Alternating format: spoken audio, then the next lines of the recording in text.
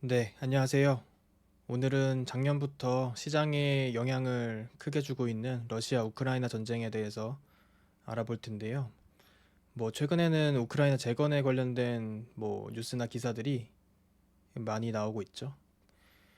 그런데 일단은 재건을 하려면 종전이 돼야 되고 종전 방식이 휴전이라도 돼야 재건에 대해서 논의를 할 수 있기 때문에 우선은 이 전쟁이 어떻게 진행됐는지, 그 다음에 각국의 입장은 어떻게 될지에 대해서 좀 생각해 볼 필요가 있는데요. 그 전쟁 당사자인 러시아부터 먼저 알아보겠습니다. 러시아는 과거에 소련의 영광이 있었지만 그 이후로 몰락해서 넓은 땅에서 나오는 자원에만 경제를 의존하고 있었습니다. 특히 원유와 천연가스에 의존을 하고 있는데요.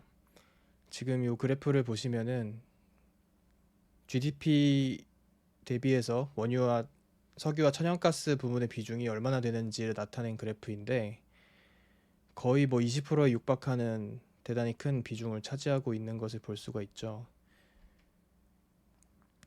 주요 수출품 비중을 봐도 원유 및 가스가 굉장히 큰 비중을 차지하고 있는 것을 확인할 수가 있습니다. 이런 점을 알고 다시 GDP에서 석유 천연가스 부분의 비중을 나타내는 그래프를 보면은 몇 가지 알 수 있는 점들이 있습니다.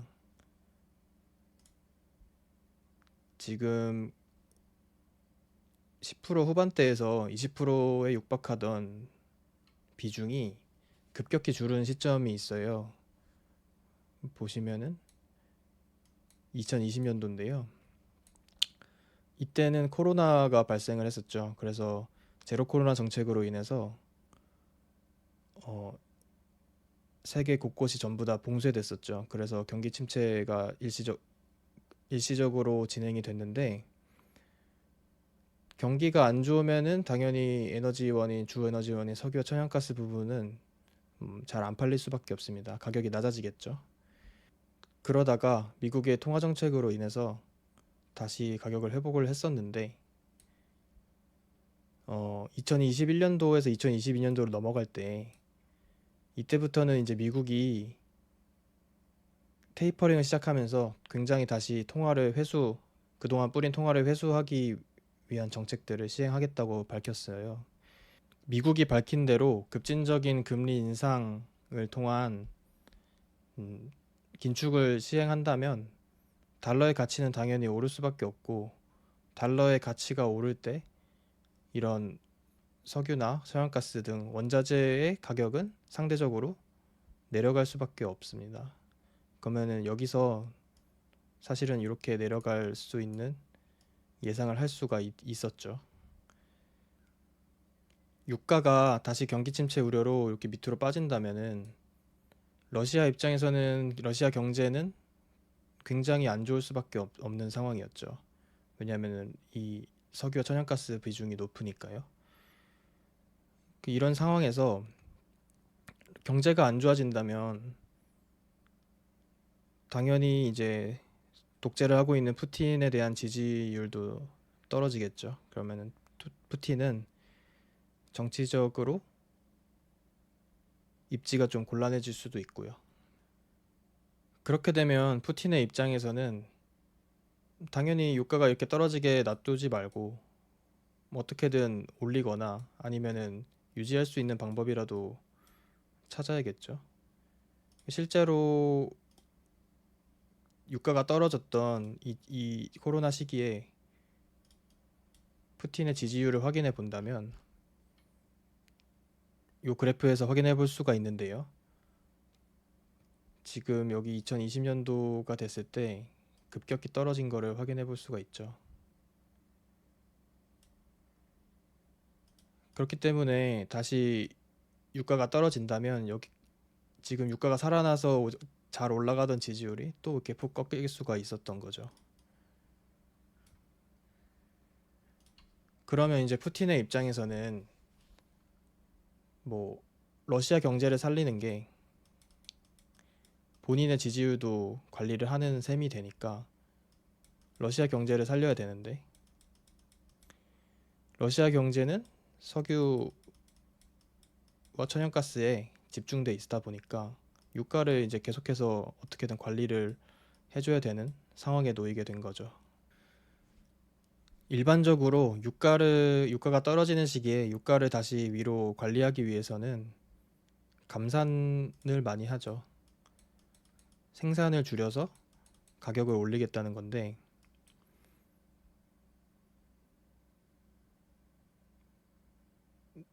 이 정도 수준으로 떠받치기에는 미국의 긴축이 워낙 강할 것 같아서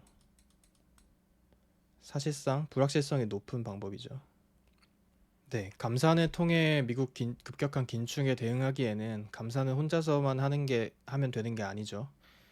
수많은 이제 산유국들과 합의를 통해서 이루어져야 되는데 그 합의가 쉽지도 않을 거고요. 이런 상황들을 가지고 이제 지정학적인 이슈를 봐야 되는데요. 우크라이나는 예전 소련 소속이었다가 소련이 해체되면서 독립했던 나라고 러시아와 직접적으로 국경을 맞대고 있죠. 때문에 영토와 정치적인 분쟁이 계속 있어 왔던 곳인데요. 지금 우크라이나 전쟁을 통해서 러시아가 확보한 이제 영토를 보면은 이제 흐린반도와 이어지는 뭐 이런 라인을 가지고 있는 이 지역들을 주로 차지하고 이제 막고 있어요. 왜 이 크림반도와 이쪽 남쪽 지역을 이제 먼저 차지했는지는 러시아 이제 땅 상황을 보면은 어느 정도 유추할 수가 있는데 러시아가 땅은 굉장히 크지만 대부분의 땅이 이제 얼어 있기 때문에 농사가 잘 되지 않는 땅이죠. 그래서 식량 생산은 항상 문제가 있었는데 우크라이나는 굉장히 이제 비옥한 토지를 보유하고 있고 여기서는 이제 굉장한 농산물들이 많이 생산이 되는데 러시아가 이 크림반도를 비롯해서 이 남쪽 땅을 확보가 된다면 일단 식량을 수급하기가 굉장히 용이한 땅을 확보할 수 있고 두 번째로 지금 흑해로 나갈 수 있는 길이 열리죠. 여기서 흑해는 바닷길을 통해서 유럽이나 아프리카 쪽으로 바로 나갈 수 있는 길이기 때문에 전통적으로 매우 중요한 지정학적 의미를 가지는 곳인데요. 뭐 그동안 우크라이나 영토였으니까 크림반도도 러시아가 이쪽인 항구나 어떤 그런 거 이용하기 위해서는 우크라이나에 이제 허락을 받고 뭐 임대를 하거나 그런 식의 계약이 필요했던 거죠. 그런데 지금 이렇게 러시아가 크림반도와 전쟁을 통해서 요 남부 쪽의 땅을 다 가져버리면 앞으로는 이제 러시아 영토라고 생각을 할 테니 이쪽에서 마음대로 이제 이용할 수가 있겠죠. 이런 상황에서 앞에 나왔던 이제 러시아의 문제들은 유가죠. 두 번째는 이제 지지율인데 이것도 러시아의 경제와 밀접한 연관이 있으니 유가라고 볼 수가 있고 세 번째는 땅이죠. 땅은 이제 그 연안을 포함하니까 바다까지 바다 길이 포함된 것이겠죠. 이런 세 가지 상황을 동시에 확보해 줄 수 있는 게 전쟁인 거죠.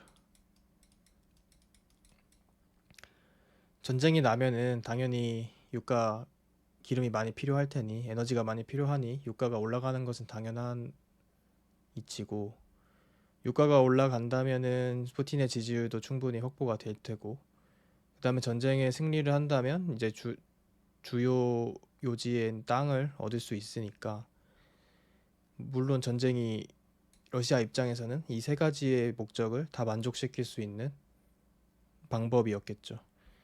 일반적으로 뭐 전쟁을 해서 얻을 수 있는 효과가 굉장히 좋다고 하더라도 뭐 국제사회 제재도 있고 당연히 전쟁을 일으키지는 않는데 러시아는 예로부터 이제 공산당이죠. 공산당이 지배했고 푸틴 독재로 이루어진 나라기 때문에 이러한 선택이 충분히 가능했다고 볼 수가 있습니다. 그래서 러시아가 진격을 시작하고 작년 2월에 진격을 시작하고 지금까지 장기적으로 계속해서 싸우고 있는데, 그러면 러시아 입장에서는 위에 세 가지 목적을 달성을 했을까? 그 부분을 알아봐야 되는데, 이 차트는 이제 오일 가격 차트인데요. 지금 빨간색 세로 라인으로 그어진 부분이 전쟁이 시작된 시점이고, 어, 파란색 라인으로 표시된 부분이 거래량이 가중된 이제 평균 가격을 나타낸 선입니다. 전쟁이 시작되고 급등한 유가가 지금은 이제 안정화되면서 서서히 내려온 상태지만, 사실 평균 가격을 보면은 90불대에 위치하고 있죠. 90불대 유가는 굉장히 높은 유가를 유지하고 있는 거고, 그렇게 본다면 러시아의 이런 전쟁을 통한 이제 유가 상승을 노리는 목적은 성공했다고 볼 수가 있습니다. 만약에 전쟁이 없었다면은 미국의 급진적인 금리 인상 정책으로 뭐 여기서 이런 식으로 내려간다고 보는 게 어느 정도 합리적인 예측이었겠죠. 그런데 뭐 아무리 유가가 오르면 뭐하냐, 국제사회에서 러시아산 이제 원유나 천연가스를 수입을 제재를 하니까 팔 수 없는 것 아니냐라는 이제 의문을 가질 수가 있는데, 뭐 표면적으로는 그렇겠지만 실제로는 그렇지 않습니다. 어, 각국들은 본인의 이득을 챙기는 일에는 마다하지 않기 때문에 러시아산 원유가 지금 이 평균 실제 유가보다 뭐 한 20% 30% 이렇게 떨이로 팔아도, 뭐 혹은 과하면 이제 반값까지 이렇게 싸게 팔면은 뭐 당연히 러시아와 지금 평소부터 친하던 중국은 이제 직접적으로 수입해서 굉장히 싸게 기름을 이용할 수가 있겠죠. 그 다음에 뭐 인도도 있을 겁니다. 인도는 전통적으로 어느 한쪽 편에 선다기보다는 본인의 이득을 위해서 중립적으로 활동하는 성향을 보이는 국가인데, 뭐 인도 같은 경우도 러시아산 원유를 받아서 굉장히 저렴한 가격에 이용할 수 있을 것이고요. 뭐 중동에 있는 국가들에도 러시아산 원유가 이제 밀반입되고 다시 이제 중동산으로 패키징돼서 나와서 비싸게 팔리는 이런 장사가 될 수 있는데, 이렇게 되면은 중동은 뭐 그냥 택만 갈아주고 뭐 돈을 굉장히 많이 벌 수가 있겠죠. 그 다음에 원래 산유국인 만큼 뭐 기름을 갑자기 파는 것도 아니고, 네, 어느 정도의 물량은 이제 소화가 가능했을 것이라고 볼 수가 있겠죠. 지금 이렇게 중국이든 뭐 인도든 중동이든 이런 이제 협력 국가들이 있고, 이 국가들이 이제 러시아산 원유를 받아주는데, 이 국가들을 보면은 딱 떠오르는 국제 그룹이 있죠. 바로 브릭스죠.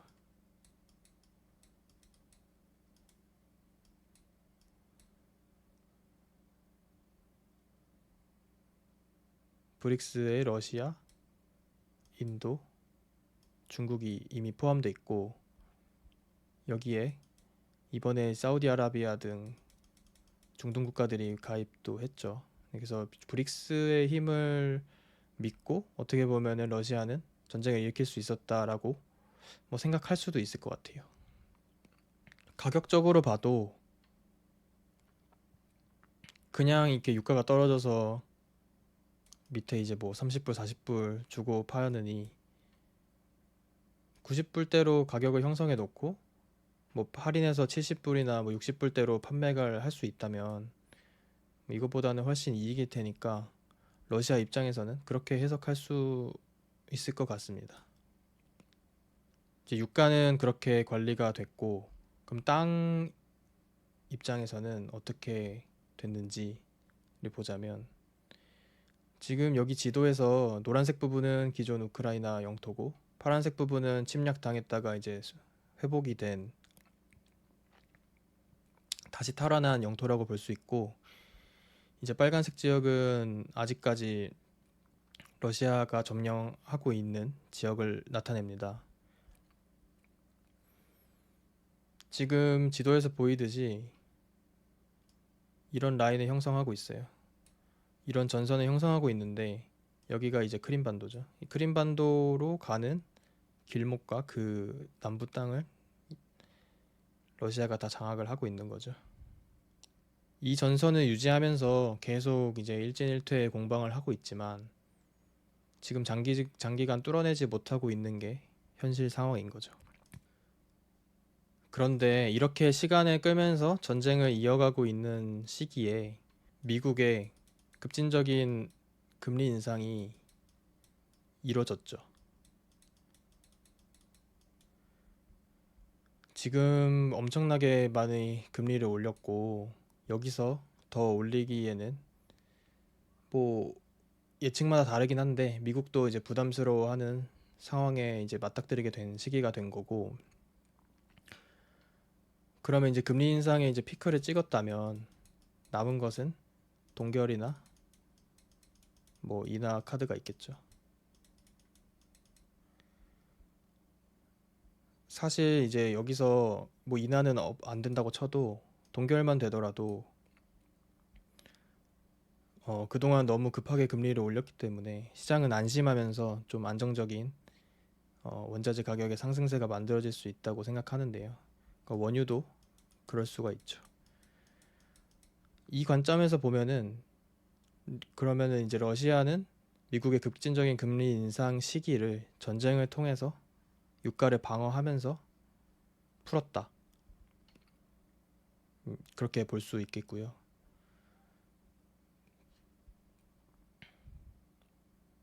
그렇다면 지금 이러한 전선을 유지하고 있는 상황에서 미국의 금리 인상 시기는 거의 다 지나가고 있고 유가도 방어가 됐고 땅은 계속 차지하고 있고, 러시아의 입장에서만 본다면 지금 러시아 입장에서는 뭐 소기의 목적을 다 달성했다고 볼 수가 있을 것 같아요. 딱히 안 좋은 게 없죠 지금. 그래서 이 상황에서 이 라인을 가지고 뭐 종전 혹은 휴전을 한다면 러시아 입장에서는 뭐 모든 것을 다 가진 채로 전쟁이 끝나게 되는 거죠. 그래서 지금 당장 뭐 전쟁이 끝나더라도 러시아는 아쉬울 게 없다고 생각되네요. 그 다음에 이제 서방 진영 쪽으로 시야를 돌려보면은 우크라이나를 이제 가장 많이 지원하고 있는 곳은 미국과 EU죠. 지금 이 미국과 EU, 미국이 급진적인 금리 인상을 한 원인은 인플레이션인데, 지금 미국과 EU에서는 굉장한 인플레이션으로 인해서 계속적으로 고통을 받고 있고, 그렇기 때문에 미국뿐만 아니고 EU도 금리 인상을 이제 계속하고 있는 상황인 거죠. 그럼 이들 입장에서는 우선 인플레이션을 잠재우는 게 가장 이제 중요한 목표인데, 지금 러시아 우크라이나 전쟁이 되게 글로벌한 큰 이슈고 유가에도 영향을 많이 줬듯이, 만약에 이 전쟁이 종전된다면 어떻게 될까요? 유가는 일단 일시적으로 안정을 하겠죠. 그 다음에 글로벌 이슈가 해소되므로 뭐 전 세계적인 물가 입장에서는 우크라이나가 원래부터 이제 수출을 하던 식량도 마찬가지고요. 식량 인플레도 마찬가지고, 전쟁이 종전이 된다면 당연히 인플레이션에는 좋은 지표라고 볼 수가 있겠죠. 그래서 이러한 점을 하나 가지고 있고, 이제 미국과 EU도 지원을 일단 해주고는 있는데 뭐 종전이 안 된다면은 계속해서 해주긴 할 거예요. 해주긴 할 건데 이들 국가에서도 계속 장기화되면서 끊임없이 이제 계속 지원을 해줘야 되니까 점점 부담이 커지는 거죠. 그래서 국내 미국 이제 국내에서는 지원을 이제 그만해줘야 된다는 의견들도 나오고 있고, 뭐 EU도 마찬가지겠죠. 뭐 한도 끝도 없이 계속 해줄 수는 없으니까요. 근데 따라서 미국과 EU도 종전을 원한다고, 종전을 하면은 나쁘지 않은 상황이라고 볼 수 있어요. 근데 문제는 우크라이나인데, 우크라이나 입장에서 이제 생각해 보자면, 뭐 가만히 있었는데 뭐 힘센 애가 와가지고 땅을 뺏겼죠. 땅도 뺏기고 뭐 폭탄 맞고 국민들 죽어나가고 건물 다 부셔지고 뭐 그런 상황인 거죠. 이미 지금 여기 땅도 이만큼 뺏겼는데 아직 찾지도 못하고 있고요. 근데 그럼 우크라이나 입장에서는 당연히 여기 빼앗긴 땅은 지금 크림반도까지 포함해서 다 찾고 자기네 영토라도 다 회복하는 게 제 1순위 목표겠죠.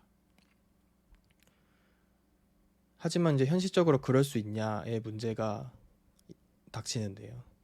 우크라이나는 지금 어쨌든 미국이나 EU 등의 서방 지원으로 이 전쟁을 계속 이어나갈 수 있는 상황이고, 우크라이나 그냥 자체 군사력이나 혹은 경제력으로는 이 전쟁을 지금 이어나갈 수조차 없죠. 그렇기 때문에 우크라이나 이제 젤렌스키는 끊임없이 나와서 지원을 더 해줘야 된다, 계속해서 해줘야 된다라고 외치고 있는 거고, 이쪽 서방 입장에서는 지원은 계속 해주고 있는데 이거 뭐 못 미는 거 아니냐라는 입장을 보이고 있는 거죠. 근데 이런 상황에서 이런 이제 전선이 좀 장기화되면서 이 큰 전선이 이제 형성이 됐는데, 여기다가 러시아군이 뭐 방어선을 이제 구축을 한 거죠. 굉장히 견고하게 방어선을 구축해 놓고, 방어선이라고 한다면은 뭐 지뢰나 뭐 포병 깔아놓고 들어오면은 그냥 이거 손해를 엄청 보는 거예요. 이렇게 방어선을 구축한 것으로만 봐도 러시아는 일단 이 지역만이라도 확보를 하면은 어느 정도 만족한다는 사실을 좀 보여주고 있다고 생각을 하고, 우크라이나 입장에서는 이 방어선을 넘어서서 뚫어야 되는데, 뭐 예전부터 역사적으로도 방어선이 형성이 된 뒤에 동일한 조건에서 이 방어벽을 뚫으려면 병력이 이제 2배에서 3배 정도는 필요하다고 알려져 있는데, 우크라이나는 지금 이걸 감당할 병력과 군수 물자가 없죠. 그렇기 때문에 여기를 뚫지 못하고 있는 거고, 이런 상황이 이제 시간이 지나서 지금 벌써 9월인데 10월로 접어든다면 이쪽 땅에는 라스푸치타라는 현상이 발생이 되는데, 쉽게 말해서 땅이 흐물흐물해지고 진흙화된다는 되는 현상인데요.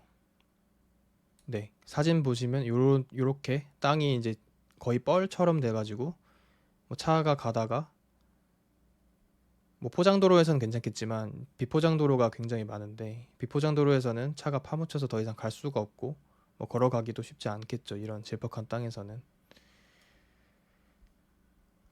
이런 점들이 우크라이나가 이 영토를 수복하기 어려운 이유들이 점점 더 많이 생겨나고 있는 상황입니다. 그럼 이 상황에서 지금 우크라이나와 러시아가 전쟁을 하는데, 우크라이나는 사실상 미국이랑 EU가 대신 밀어줘서 하는 전쟁이라고 볼 수가 있겠죠. 여기서 러시아는 석유의 목적을 어느 정도 달성을 한 상황이고, 미국과 EU도 인플레이션 이슈에 종전이 도움이 되니까 이들은 서로 종전이라는 뜻이 어느 정도 맞는 상황인 거죠.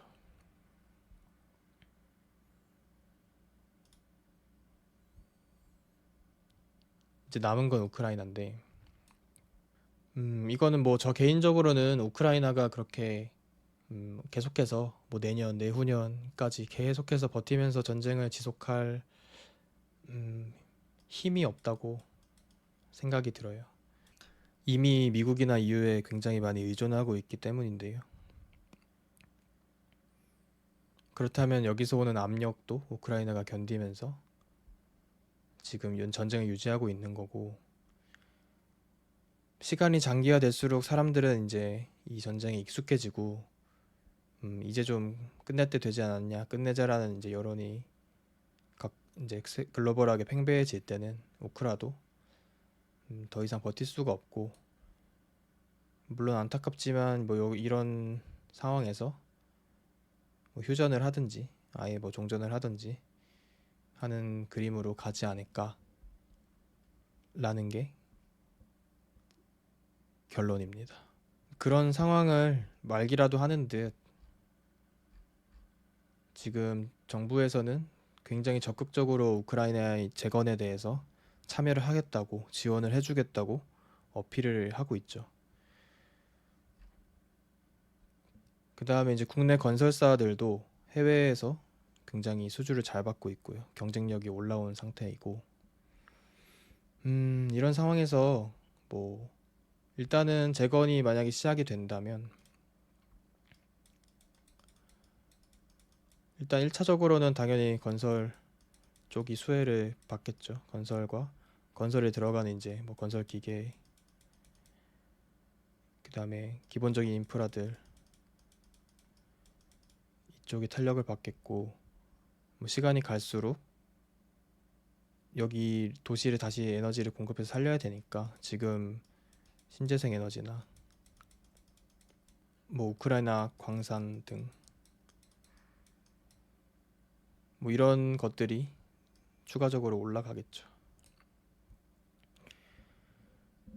그래서 어쨌든 사실상 결론적으로 우크라이나가 버틸 수 있는 시간이 그리 많지는 않다.